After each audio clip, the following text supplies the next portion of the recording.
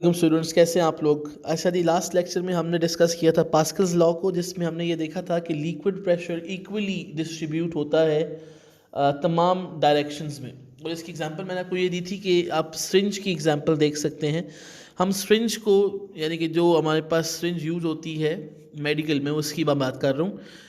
अगर हम उस सिरिंज के ऊपर थोड़ा सा फोकस करें, उसकी एक नीडल होती है और एक जिसमें आपने वो स्टोर किया होता है कोई मेडिसिन, और उसके पीछे हम इस प्रेस कर रहे होते हैं एक चीज़ को। जिस चीज़ को हम प्रेस करते हैं, फिजिक्स में हमने क्या बोला था, उसको हमने पिस्टन का नाम दिया था। मैंने आपको एग्जांपल ये दी थी कि आप सपोज कर लें एक बैलून है और उसके अंदर आप होल्स करते हैं और पानी से उसको फिल करें, तो आप देखेंगे कि लिक्विड इक्वली, अगर एक जैसे होल्स हैं तो वो इक्वली पानी वहाँ से सेम प्रेशर के साथ बाहर आ रहा होता है, यानी कि उनका इक्वल प्रेशर होता है। तो या मैंने आपको शावर की एग्जांपल दी थी कि मोर और लाइक वो भी इस तरह से बिहेव कर रहा होता है कि शावर से पानी जो बाहर आ रहा होता है वो सारे मॉलिक्यूल एक जैसी स्पीड के साथ बाहर आ रहे होते हैं। अब हमारे पास इसकी एप्लीकेशंस डिस्कस करनी है, और एप्लीकेशन में हमने स्पेसिफिकली किसकी बात करनी है, ये हाइड्रोलिक प्रेस की बात करनी है, जो मैंने यहाँ पे नीचे हाईलाइट कर दी है। ठीक है, हो गया जी। Hydraulic press is basically the application of Pascal's law. तो सबसे पहले इसको हम लिखेंगे कि जो हाइड्रोलिक प्रेस है हमारा, वो किस पे वर्क कर रहा है। It works on Pascal's law, यानी कि ये पास्कल्स लॉ के ऊपर इसका वर्किंग प्रिंसिपल। क्या मतलब क्या होता है इस बात का? इसका मतलब ये होता है कि हाइड्रोलिक प्रेस का वर्किंग प्रिंसिपल जब हम ये लिख रहे हैं कि it is basically Pascal's law, तो इसका मतलब ये होगा कि जब पास्कल्स लॉ की डेफिनेशन हमने पढ़ी थी, तो liquid transmits pressure equally in all directions. ये इसका मतलब है, यानी कि हम इसमें फिर क्या यूज़ करेंगे, हम इसमें कोई ना कोई लिक्विड यूज़ करेंगे। यानी कि हाइड्रोलिक प्रेस की मैं बात करूँ, इसकी कंस्ट्रक्शन की मैं बात करता हूँ। ये हाइड्रोलिक प्रेस आपने अक्सर, ख़ास तौर पे जो बॉयज़ हैं उन्होंने अक्सर देखा होता है, ये होता है आपके पास यूजुअली वहाँ पे लगा हुआ जहाँ पे सर्विस स्टेशन होता है गाड़ियों को, जब जहाँ पे हम धोते हैं वहाँ पे ख़ास तौर पे जो मेन आपके पेट्रोल पंप्स होते हैं, इसमें ये सिस्टम लगा होता है, जिसमें गाड़ी एक जैक के ऊपर उठा दी जाती है और उसको एक जगह से प्रेस किया जाता है किसी पर्टिकुलर पॉइंट से। दूसरी साइड से वो जैक हमें नज़र आ रहा होता है कि वो ऊपर की तरफ मूव कर रहा है। तो ये उस तरह का एक हाइड्रोलिक प्रेस है। या हम बात करते हैं हाइड्रोलिक प्रेस की, हमारी जो ब्रेकिंग सिस्टम होती है गाड़ियों की, उसमें भी इस तरह का एक सिस्टम लगा हो सकता है। तो ये याद रखें कि हम बात करने वाले हैं जी इस पर्टिकुलर हाइड्रोलिक प्रेस की। इसका वर्किंग प्रिंसिपल पास्कल लॉ है, यानी कि इसके अंदर जो लिक्विड होगा वो इक्वली प्रेशर को डेवलप करेगा और तमाम डायरेक्शंस में जो है वो प्रेशर को इक्वली डिस्ट्रीब्यूट करवाएगा। इसका मतलब ये होगा। तो इसमें क्या क्या होता है जी, सबसे पहले हम इसकी कंस्ट्रक्शन की बात कर लेते हैं। तो आपने जब एग्ज़ाम में लिखना है इस क्वेश्चन को, तो सबसे पहले आप क्या हेडिंग लिखोगे, इसके हेडिंग लिखोगे आप वर्किंग प्रिंसिपल। तो वर्किंग प्रिंसिपल की हेडिंग लिखने के बाद आप क्या लिखोगे कि it works on the basis of कौन सा लॉ, पास्कल्स लॉ। ठीक हो गया। मैं आपको रिमाइंड करवाता चलूँ, जब आप लिखोगे इसको तो मैं यहाँ पे लिख देता हूँ कि पहली हेडिंग आपकी क्या होनी चाहिए, वर्किंग प्रिंसिपल होनी चाहिए। So you will write first of all working principle of an hydraulic press. ठीक हो गया। होपफुली आपको ये बात समझ आ चुकी होगी। अब हम अगली बात करते हैं। अगली बात में हमारे पास क्या होगा, इसकी कंस्ट्रक्शन। ये मैं हेडिंग बता रहा हूँ आपको, ठीक है जी। तो अगली बात आपने करनी है कंस्ट्रक्शन के बारे में। तो मैं यहाँ पे अब कंस्ट्रक्शन की बात करता हूँ जी। मुझे थोड़ी सी पेंसिल चेंज करनी पड़ती है बार बार, इसको देख लेना। कंस्ट्रक्शन की हेडिंग लिखेंगे आप। ठीक हो गया जी। हेडिंग के बाद आप क्या लिखोगे, ये बनता किससे है, यानी कंस्ट्रक्शन का मतलब होता है किस किस चीज़ से बनता है। तो सबसे पहले जी इसमें दो सिलेंडर्स होते हैं ना। What is meant by a cylinder, बड़ी आसान सी बात है। पहले बात हम लिख लेते हैं कि सिलेंडर किसे कहते हैं। जो आपका घी का डब्बा होता है वो एक सिलेंड्रिकल शेप का होता है जी। ठीक है, घी का डब्बा सिलेंड्रिकल शेप का होता है, यानी कि इस तरह का एक, आप समझ लें कि घी का डब्बा वो सिलेंड्रिकल शेप का होता है। अब इस केस में हमारे पास दो सिलेंडर्स होने का क्या मतलब है, हम थोड़ा सा उसको एनालाइज कर लेते हैं। हमारे पास इस तरह की दो सिलेंडर्स यहाँ पे एग्जिस्ट करते हैं। फ़र्क सिर्फ ये है कि एक लार्जर सिलेंडर है, एक स्मॉलर सिलेंडर है। थोड़ा सा एनालाइज कर लीजिए, कुछ चीज़ों को मैं आपको समझाने वाला हूँ। सपोज़ कर लें कि एक ये सिलेंडर मैंने ड्रॉ किया आपके सामने इस वक्त, और एक मैंने ये सिलेंडर शो किया हुआ है। तो जाहिर सी बात है, इसमें से आपसे कहा जाए कौन सा छोटा कौन सा बड़ा, तो कोई मुश्किल नहीं आएगी।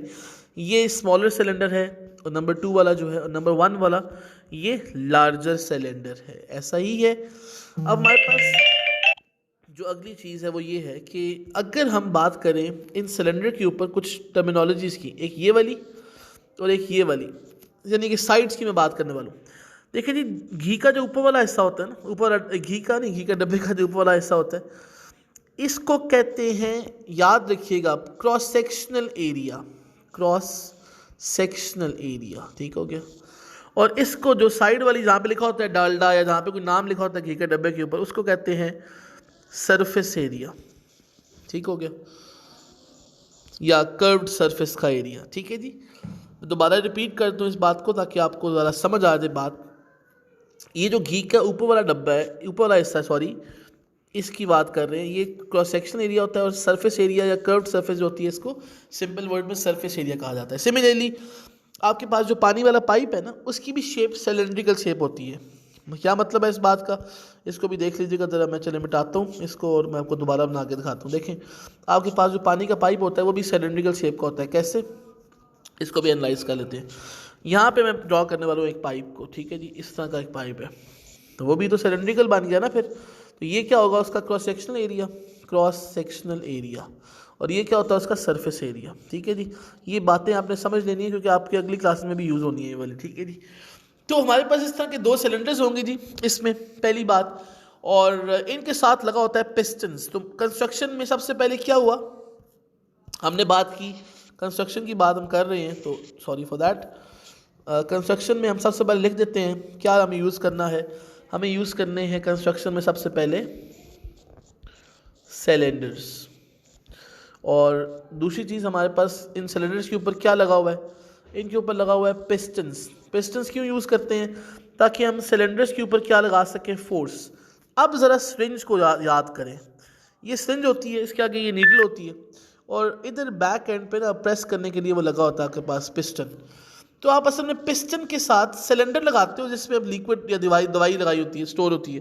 तो आप पिस्टन से इस सिलेंडर के ऊपर क्या लगाते हो, फोर्स लगाते हो। तो ये मतलब है जी इस बात का, ठीक है। होपफुली आपको ये बात समझ आ चुकी होगी।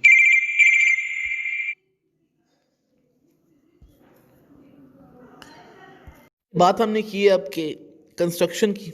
इसमें अब एक और इम्पॉर्टेंट पॉइंट ये है कि हमने जो ये यूज़ करने हैं सिलेंडर्स, ये मैंने बताया कि एक जैसे क्रॉस सेक्शनल एरिया के नहीं है, एक लार्ज सिलेंडर है, एक स्मॉल सिलेंडर है। तो आप कंस्ट्रक्शन में देख भी सकते हैं कि ये जो रीजन है, ये वाला, इसमें एक यूज़ हो रहा है सिलेंडर, मतलब ये इसके ऊपर येलो कलर की जो चीज़ है ये पिस्टन है, यानी कि ये वाली चीज़ पिस्टन है। और पिस्टन के आगे ये जो जगह है ये सिलेंड्रिकल ऑब्जेक्ट, यानी कि आप समझ लें कि सिलेंड्रिकल शेप्ड है। सिमिलरली लेफ्ट साइड पे देखें तो ये पिस्टन लगी हुई है और इसके नीचे जो ये सिलेंड्रिकल शेप, यानी कि अगर हम इसको टॉप व्यू से देखें तो हमें सिलेंड्रिकल शेप में नज़र आ रहा होगा, जिस तरह सिरिंज नज़र आती है, ठीक है जी। और ये हमारे पास अब कंस्ट्रक्शन की कुछ पार्ट्स, जो पॉइंट्स थे वो मैंने आपको बता दिए। जो पार्ट्स हमने डिस्कस करने थे वो हमने कर लिए हैं।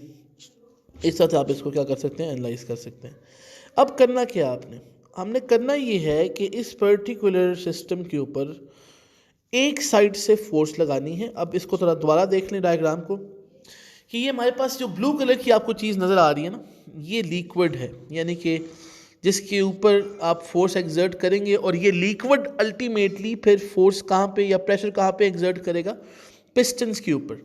अब F1 और F1 वो जगह पे फोर्स आप लगा रहे हो एक साइड पे, यानी कि आप F1 फोर्स लगा रहे हो, और जिस जगह पे आप F1 फोर्स लगा रहे हो वहाँ का जो क्रॉस सेक्शनल एरिया है वो A है। अब क्रॉस सेक्शनल एरिया की बात हम पहले कर चुके हैं।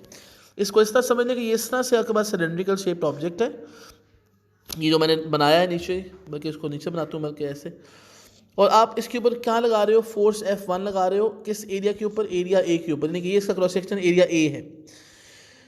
अब जब क्रॉस सेक्शन एरिया के ऊपर फोर्स लगेगी तो असल में आप क्या एक्सर्ट कर रहे होगे, प्रेशर। तो प्रेशर का फार्मूला क्या होगा, P1 is equal to F1 divided by A।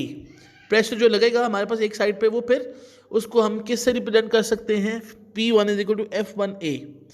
लेकिन हम इसको P1 नहीं कहेंगे, हम इसको P कह सकते हैं, क्योंकि प्रेशर तो एक जैसा रहना है, क्योंकि ये बताता है हमें जो है वो पास्कल लॉ कि प्रेशर हमारे पास एक जैसा रहेगा, क्योंकि liquid is exerting pressure equally in all directions. तो इसलिए हमारे पास F1 बाई A भी इसको लिखा जा सकता है।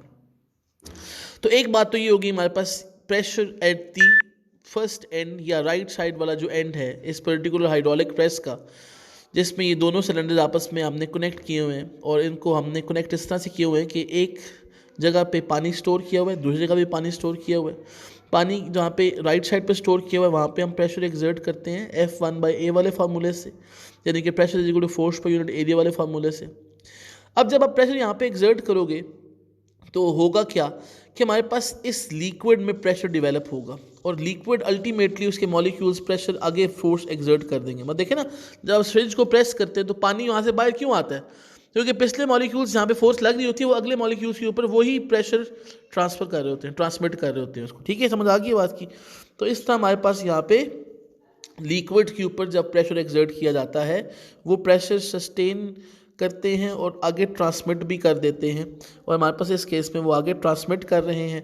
यानी कि कहने का मतलब है, ज़रा इमेजिन करें कि इधर से मेरा एरो जो फॉलो करें, ज़रा इधर से प्रेशर ट्रांसफर होकर इस रीजन में आ जाएगा और आएगा भी इक्वली ट्रांसमिट होकर। उसकी रीज़न ये है, इक्वली ट्रांसमिट इसलिए होगा बिकॉज ये पास्कल लॉ में हम बात कर चुके हैं पहले से। अब इसका मतलब है कि इधर साइड से ऊपर की तरफ क्या लगेगा? प्रेशर लगेगा। किसके ऊपर? इस पिस्टन के ऊपर जो यहाँ पे बना हुआ है, जिसका एरिया क्या है? लार्ज है। जिसका एरिया क्या है? लार्ज है। अब ज़रा इमेजिन करें, यहाँ के जो मॉलिक्यूल्स हैं ये वैल्यू में नंबर ऑफ मॉलिक्यूल्स ज़्यादा हैं, ज़्यादा मॉलिक्यूल्स हिट करेंगे पिस्टन को। तो ज़्यादा मॉलिक्यूल्स हिट करेंगे पिस्टन को, इसका क्या मतलब है कि वो लार्जर क्रॉस सेक्शनल एरिया को क्या कर रहे हैं? हिट कर रहे हैं। इसका मतलब ये है कि हमारे पास फिर यहाँ पे जो प्रेशर ट्रांसमिट होगा जो होगा तो सेम अमाउंट में, लेकिन जो फोर्स लगेगी ना यहाँ पे हमारे पास वो लार्जर फोर्स एक्ट कर रही होगी। किस साइड के ऊपर? बड़े एरिया वाले साइड के ऊपर। उसकी रीज़न क्या है कि बड़े एरिया वाले को large number of molecules hit कर रहे हैं। तो यानी कि ये बिल्कुल वही बात है कि अगर आप पानी वाले पाइप के सामने खड़े हो जाएं और ट्यूबवेल वाले पाइप के सामने खड़े हो जाएं तो ट्यूबवेल वाला पाइप ज़्यादा आपको अफेक्ट करेगा। ठीक है ना, ट्यूबवेल वाला पाइप का क्रॉस सेक्शनल एरिया लार्ज होता है। तो हम जब इक्वेशंस की बात करेंगे, अब आप मैथमेटिकल इंटरप्रिटेशन की बात करते हैं, इक्वेशंस की बात करते हैं, तो मैथमेटिकली होगा क्या? प्रेशर एक है F1/A राइट साइड वाले पे डायग्राम के, और pressure is equal to F2 larger area capital A की हम बात कर रहे हैं। तो ये दो इक्वेशंस बन जाएंगी हमारे पास प्रेशर की। अब ये दोनों प्रेशर्स हैं तो बराबर, तो ये कंपेयर किए जा सकते हैं फिर, यानी कि F1/A is equal to F2/A। तो यहाँ से अगर हम बात करें कि F2 की जो फोर्स लग रही है वो क्या होगी, तो F2 डिवाइडेड बाय A जो है एक साइड पे है, तो इसको मैं थोड़ा सा चेंज कर देता हूँ, बल्कि F2 की वैल्यू फाइंड करनी है ना हमने, तो F2 की वैल्यू कैसे आएगी हमारे पास? F1 डिवाइडेड बाय A जो लिखा हुआ है स्मॉल वाला, और A मल्टीप्लाई हो जाएगा जाके कैपिटल वाला, ये वाला ऊपर देखिएगा जरा, कैपिटल A दूसरी साइड में जाके मल्टीप्लाई होगा ना। अब F2 is equal to F1 A divided by A, यहाँ पे हमारे पास ये इक्वेशन बन गई है। अब जरा सोचें, इस इक्वेशन में हमने क्या फाइंड किया? F2 की वैल्यू फाइंड की है, और F2 की वैल्यू नजर आ रहा है यहाँ से कि वो F1 से लार्जर है। उसकी रीजन क्या है? रीजन ये है कि अगर तो ये कैपिटल A/A की वैल्यू फाइंड की जाए, क्या ये ग्रेटर देन 1 होगी या लेस देन 1 होगी? जरा सोचिएगा। अब अगर न्यूमरेटर लार्ज हो, जो हमने कहा भी है कि एरिया लार्ज है कैपिटल A वाला, और ये स्मॉल a वाला स्मॉल एरिया वाला है, जब कोई लार्ज वैल्यू स्मॉल से डिवाइड होती है, फॉर एग्जांपल जब आप बात करते हैं लार्ज वैल्यूज 10 सपोज कर लें, एक का एरिया 5 है स्मॉल, तो इसका आंसर ग्रेटर देन 1 आता है, 1 से ग्रेटर आता है। और मैथमेटिकली याद रखें, जब भी कोई फैक्टर 1 से ग्रेटर से मल्टीप्लाई होता है, सपोज कर लें अब आपने कैलकुलेट किया F2 is equal to F1A/A, अब F1 जब मल्टीप्लाई होगी किसी ऐसे नंबर से जो ग्रेटर देन 1 है, तो ओवरऑल आंसर फिर बड़ा आएगा, यानी कि F2 की वैल्यू लार्ज आ जाएगी। उसकी रीजन क्या है? अब सपोज कर लो F1 10 है, जब आप उसको 1.5 से यानी कि किसी ऐसे नंबर से मल्टीप्लाई करते हो ना जो 1 से ग्रेटर है, तो इसका ओवरऑल आंसर 15 आ जाएगा। तो इसका मतलब है 15 जो आ रहा है वो तो असल में F2 का आंसर आ रहा है। तो F1 की वैल्यू 10 थी, तो F2 की वैल्यू 15 आ गई है। तो इसका मतलब क्या है कि F2 is larger than F1। मैं ये सारी बात दोबारा रिपीट कर देता हूँ ताकि आपको याद रहे। हमारे पास जो A/A है, यानी कि कैपिटल A/A है, इसकी रेशो ग्रेटर देन 1 क्यों है? क्योंकि एक एरिया लार्ज है, एक एरिया स्मॉल है, तो हम फर्जी तौर पे वैल्यूज लिख लेते हैं, एक 20 कर लो, एक 10 कर लो। आंसर क्या आएगा, 2 आएगा ना इसका। अब आपने F2 divide is equal to F1 A/A को सॉल्व किया, पता लगा जी आपके पास F1 मल्टीप्लाइड बाय 2 आ रहा है, तो इसका मतलब है F2 कितने टाइम्स हो जाएगी, F1 के 2 टाइम्स हो जाएगी। F2 फिर क्या हो जाएगी, लार्ज हो जाएगी। तो यही तो काम हमने करना था, हम F2 को लार्ज क्यों करना चाह रहे हैं। देखें प्रेशर इक्वली ट्रांसमिट हुआ है, तो हमारे पास यहाँ पे प्रेशर इक्वली ट्रांसमिट हुआ है। ट्रांसमिट इक्वली होने का मतलब क्या है कि जितना प्रेशर आपने एक्सर्ट किया था ट्रांसमिट उतना ही होगा दूसरे पे भी, लेकिन जो फोर्स लगेगी F2 वाली वो लार्जर होगी। और लार्जर हमें क्यों चाहिए, देखें ये हमारा जो एरिया ना, हमें इसके ऊपर गाड़ी रखी हुई है और इसके ऊपर हमने कुछ भी नहीं रखा हुआ, इस पर हम सिर्फ फोर्स अप्लाई कर रहे होते हैं। तो गाड़ी को लिफ्ट करने के लिए जाहिर सी बात है ज़्यादा फोर्स चाहिए होगी।